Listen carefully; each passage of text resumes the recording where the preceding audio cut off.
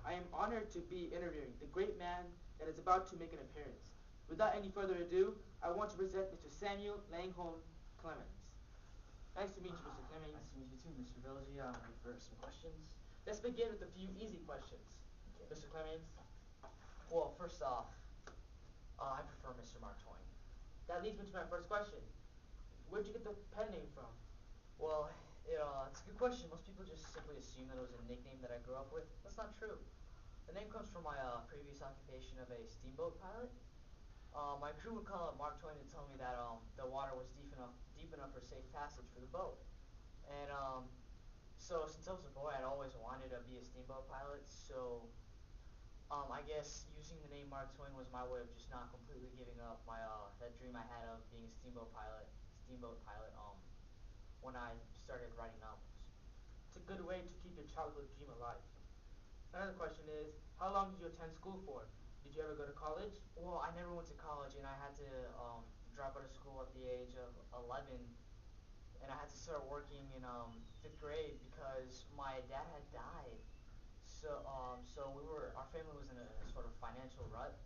So I needed to get a job. I got a job as a so I had to get a job as a newspaper writer, but I hated to do it, but I couldn't find any other honest employment. Well, I'm sorry to hear about your dad.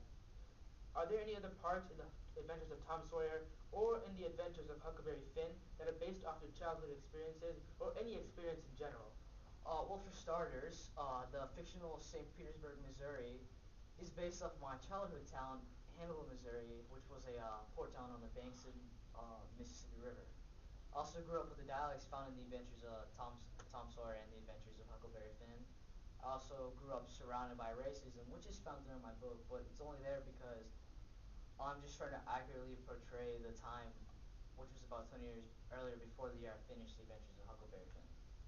It's a great way to incorporate your life into a story. Yeah. I know you're also very close to your brother Orion. Do you have any stories about him that you'd like to share today? Well, my brother was appointed Secretary of the Nevada Territory. I was very proud of him, of course, and because of him, I left Missouri for the first time. We went together to Carson City, Nevada, and I also tried a little bit of mining while I was there. Nice. Adventure is always good for a person. Yeah, helps with the writing. Yes, it does. Can you give me a brief overview of all the works you've written? Well, son, if I were to just even do this briefly, we'd be here for an hour or even more, so I'm going to try to cut this down as best I can. Well, obviously my most important works are The Adventures of Tom Sawyer and The Adventures of Huckleberry Finn. I've written countless other fictional novels such as a Connecticut Yankee in King Arthur's Court and The Prince and the Pauper. In nonfiction, I've written chapters from my autobiography and The Innocents Abroad. Um, well, I've also written a bunch of short stories and essays, more than I can even bother to count. And then I've written just one poem. Oh Lord, our Father. See, poetry and I are like water and oil. We don't mix very well. Wow, that's a lot of things you've written. Yeah. So, can you tell me a few things about Huckleberry Finn without revealing the main plot or any major characters? Well, as you already know, the novel takes place in a fictional area surrounding Mississippi. The main character is, of course, Huck Finn. Huck's an orphan. His mom died, and he has an absentee father. Then we have, obviously, Tom Sawyer in our supporting cast. He's a hopeless romantic who just makes up these situations and just pretends in his head like his idea of making a group of bandits and robbing and killing people. Of course, that never actually happened. Then we have Jim. He's a slave on Miss Watson's plantation who runs away and joins Huck Finn while he searches for his family and his freedom. And then Huck's father also makes an appearance.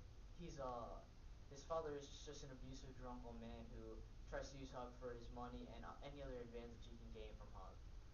And then last we have sweet old Miss Watson. She's Huck's foster mother, and she tries to civilize Huck, which of course doesn't sit very well with him.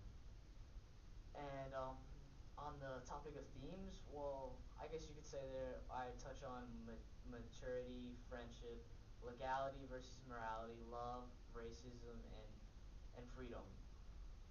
If there are any morals in this story, I guess I have like two.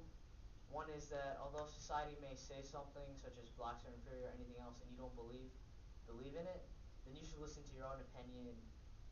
And even if it means sacrificing your reputation and being labeled as someone who is ignorant or just not very smart in general. And then also, even though people may not love you and hurt you, you will actually find someone who will love you. Even if it's just one person, there will be someone, and you will eventually learn to love people back. Well, my time is almost up with you today. Can you quickly give me some interesting facts about your life that you'd like to share with us today? Well, I was born when Halley's Comet was visible in the sky, and because of that, I believe that I will die when the comet returns. I worked as an apprentice printer before I even wrote for a newspaper, and so I know how much it takes to get a book published and printed, and a lot of my books were printed, so that's a lot of ink. And my book Roughing It describes my journey out west to Nevada with my brother Orion. And before I started using the pen name Mark Twain, I used the name Thomas Jefferson Snodgrass when I was writing for newspapers. Wow, Thomas Jefferson Snodgrass. That's a really interesting name. Yeah. Well, it was a great meeting today, Mr. Mark Twain. Thank you. It was a pleasure, Mr. Belgi.